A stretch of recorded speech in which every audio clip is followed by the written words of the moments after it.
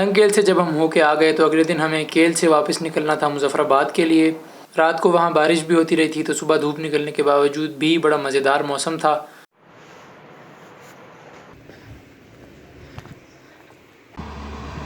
तो सुबह सुबह हम वापसी के लिए तैयार हुए और गाड़ी आ गई। वापसी के लिए अल्हम्दुलिल्लाह जीप भी बेहतर मिल गई थी तो वापसी का सफ़र बेहतर गुजरा।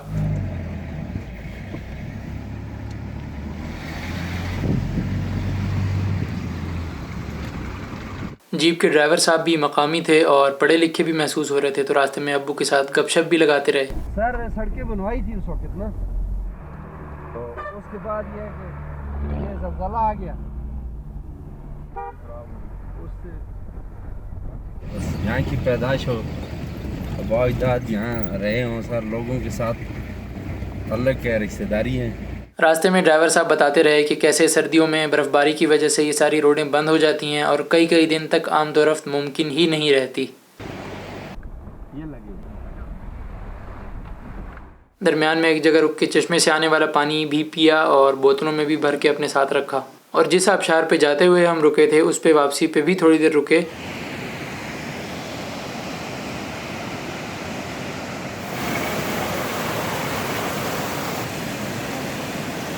इसके बारे में जानने को यह मिला कि रत्ती गली लेक से जो पानी एग्जिट होता है वो पहाड़ों से होता हुआ आके यहाँ पे इस आबशार की सूरत इख्तियार कर जाता है और इस पानी के बहाव को इस्तेमाल करके टरबाइन चलाए जाते हैं और यहाँ आसपास के इलाकों की ज़रूरत की बिजली यहीं पे जनरेट होती है।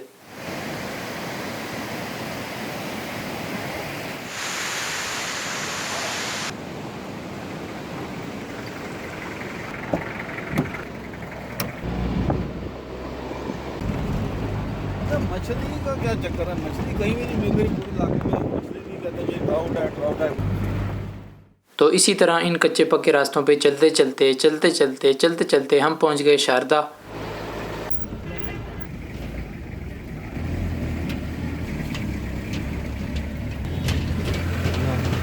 शारदा पहुँच के हैंगिंग ब्रिज क्रॉस किया और यहाँ हमारा जीप का सफ़र ख़त्म हुआ क्योंकि शारदा में हम अपनी गाड़ी पार्क करके गए हुए थे।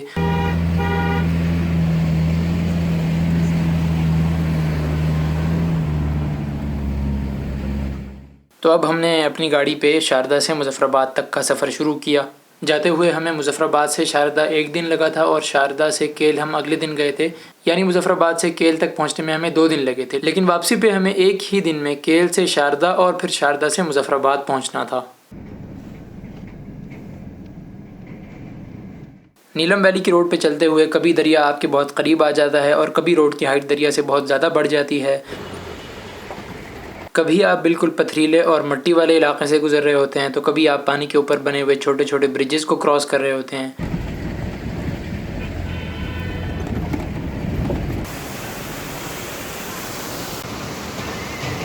कुछ जगहों पे ऐसा महसूस होता है कि दूर दूर तक कोई भी आबादी नहीं है और कभी आप बिल्कुल आबादी के बीच में से गुजर रहे होते हैं।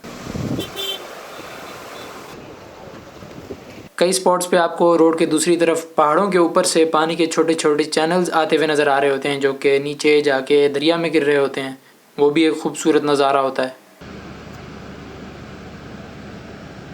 खैर लॉन्ग स्टोरी शॉर्ट, हम ये सारी चीज़ें एंजॉय करते हुए और रास्ते में ज़ोहर की नमाज़ पढ़ते हुए वहाँ पहुँच गए सीरीन रिजॉर्ट पे, जहाँ हमने जाते हुए खाना खाया था इस ख्याल से कि वापसी पे भी दोपहर का खाना वहीं खा के और आगे निकल पड़ेंगे। लेकिन इस दफ़ा वहाँ का खाना हमारी किस्मत में नहीं था। वहाँ मौजूद स्टाफ ने पहले तो हमारा थोड़ा टाइम ज़ाया किया और उसके बाद हमसे माजरत कर ली। तो वो लोग हमें खाना तो प्रोवाइड नहीं कर सके, लेकिन उन्होंने ये बताया कि आप थोड़ा सा आगे जाएंगे तो आपको डेरा शमीम या देसी डेरा, इस तरह का कोई उन्होंने नाम बताया था, वो जगह मिलेगी, वहाँ से आपको ज़रूर खाना मिल जाएगा। तो वहाँ पहुँचने, ऑर्डर करने और खाना खा के आगे निकलने में हम थोड़ा सा लेट तो हो गए, लेकिन वहाँ से भी व्यूज़ मज़ेदार थे तो वो भी इंजॉय कर लिए। और जब हम खाना खाने एंटर हुए थे तो बारिश नहीं हो रही थी, लेकिन हमारे खाने के दौरान ही बारिश शुरू हुई और ख़त्म भी हो गई। और जब हम खाना खा के निकले तो बारिश ख़त्म हो चुकी थी और मौसम मज़ेदार हो चुका था। तो खाने की ब्रेक के बाद हमने अपना सफ़र दोबारा शुरू किया और असर की नमाज़ के लिए सेम उसी मस्जिद में हम रुके जहाँ पर हम जाते हुए भी रुके थे। तो अगर आपको अभी तक हमारी स्ट्रेटजी समझ नहीं आई तो वो ये थी कि जहाँ पे हम जाते हुए रुक चुके हैं वापसी पे भी वहीं पे ब्रेक ली जाए ताकि टाइम ज़ाया ना हो। इसी टेक्निक को फॉलो करते हुए हमने टी ब्रेक भी उसी आबशार पे लेने का प्लान किया था जिस पे हम जाते हुए भी रुक चुके थे। सूरज ग़ुरूब होने वाला था और NJHP को क्रॉस करके जब हम उस आबशार तक पहुँचे तो वहाँ काफ़ी रश था। लेकिन खुदा का करना ये हुआ कि जैसे ही हम गाड़ी रोक के उतरे वैसे ही वहाँ से लोग जाने लगे और हमारे लिए जगह बन गई कि हम आराम से बैठ के थोड़ा सा एंजॉय कर सकें और चाय पी सकें। जाते हुए जब हम यहाँ रुके थे तो हमने ऊपर जहाँ बैठने की जगह है वहाँ बैठ के चाय पी थी, लेकिन इस दफ़ा हमने नीचे ही चाय मंगवा ली और वहीं पानी में बैठ के चाय पी। क्योंकि वक्त कम था और मुकाबला सख्त था, हमें मुज़फ़्फ़राबाद पहुँचना था मगरिब का वक्त ख़त्म होने से पहले पहले।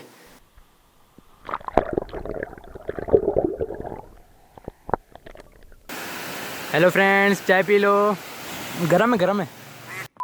तकरीबन 8 बजे के करीब हम लोग पहुंचने में कामयाब हुए मुज़फ़्फ़राबाद। रात को रेस्ट किया और अगले दिन निकल पड़े बरास्ता मरी वापस अपने घर के लिए।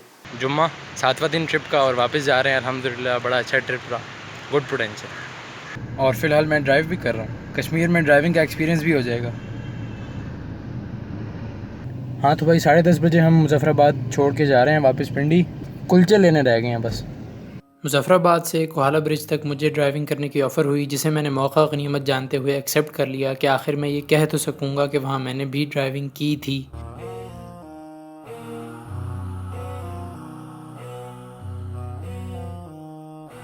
कोहाला ब्रिज क्रॉस करने के बाद हमारा रुख था मरी की तरफ। जुम्मे का दिन था तो मेस में रुक के जुम्मे की नमाज़ पढ़ी, बादलों में बैठ के चाय पी और फिर वापस घर के लिए निकल पड़े।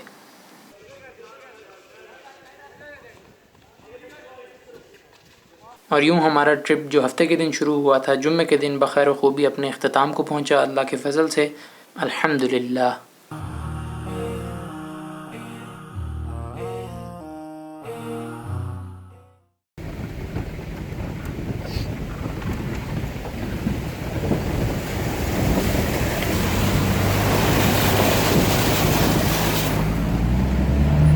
जुम्मे का दिन था तो रास्ते में मेस में रुक के जुम्मे की नमाज़ पढ़ी, चाय पी। चाय चाय चाय, सारा सफ़र चाय के बारे में ही चल रहा है।